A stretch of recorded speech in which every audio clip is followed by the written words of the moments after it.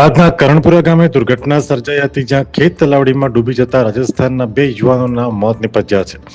મળતી માહિતી મુજબ કરણપુરા ગામે એક ખેડૂતના ખેતરમાં મજૂરી કરતા કેટલાક મજૂરો રાત્રે આશરે 10 વાગે ખેત તલાવડીની પાળ ઉપર બેસીને નાહી રહ્યા હતા. તે દરમિયાન એક યુવકનો પગ લપસતા તે ઊંડા પાણીમાં ગરકાવ થઈ ગયો હતો. યુવકને બચાવવા માટે બીજો યુવક પણ પાણીમાં ઉતર્યો હતો, પરંતુ કમનસીબે બંને યુવાનો પાણીમાં ડૂબી ગયા હતા.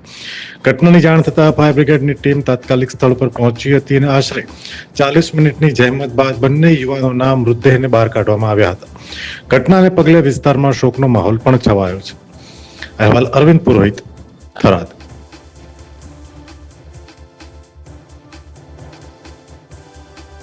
અમે તમને આપીશું પળે-પળના સમાચાર. જો તમે અમારા નિર્ભય માર્ગ ન્યૂઝ ચેનલને સબસ્ક્રાઇબ કર્યું નથી તો અત્યારે જ નીચે આપેલા આઇકોન બટન પર ક્લિક કરીને સબસ્ક્રાઇબ કરો અને શેર કરવાનું ભૂલશો નહીં.